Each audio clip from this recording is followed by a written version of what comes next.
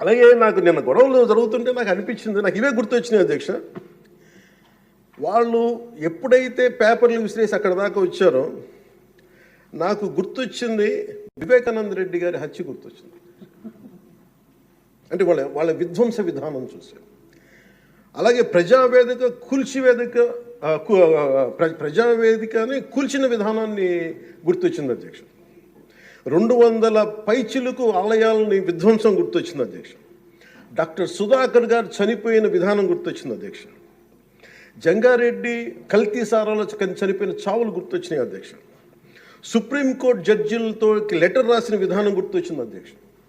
వాళ్ళు చేసిన గొడవకి మన హైకోర్టు, ఆంధ్రప్రదేశ్ హైకోర్టు జడ్జెస్ని సోషల్ మీడియాలో బూతులు తిట్టిన విధానం గుర్తొచ్చింది అధ్యక్ష. సోషల్ మీడియా అబ్యూస్ గుర్తొచ్చింది అధ్యక్ష. పత్రికాధిపతులపై దాడులు గుర్తొచ్చినాయి అధ్యక్ష. రివర్స్ టెండరింగ్ గుర్తొచ్చింది అధ్యక్ష. పాలసీ టెర్రరిజం గుర్తొచ్చింది అధ్యక్ష.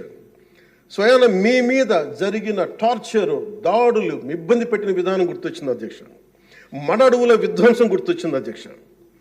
చంద్రబాబు గారిని 53 రోజులు జైల్లో పెట్టి ఇబ్బంది పెట్టిన విధానం గుర్తొచ్చింది అధ్యక్ష. అమరావతి రైతుల్ని దారుణంగా రక్తాలు చెలా కొట్టి కేసులు పెట్టింది గుర్తొచ్చింది అధ్యక్ష.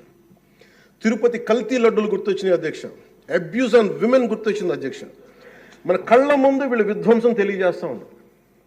వీళ్ళు ఈ స్థాయిలో ఇక్కడ ప్రవర్తిస్తే దానికి సంబంధించి బయట ఇట్లాంటి గొడవలు జరుగుతాయి అధ్యక్ష. ఇది మారాలి అని చెప్పి మనం మాట్లాడితే ప్రజలు మనకి ఈ రోజున ఇంత అత్యధిక బలంతో మనల్ని ఇక్కడ నుంచోబెట్టారు అధ్యక్ష, ఇక్కడ కూర్చోబెట్టారు మనం.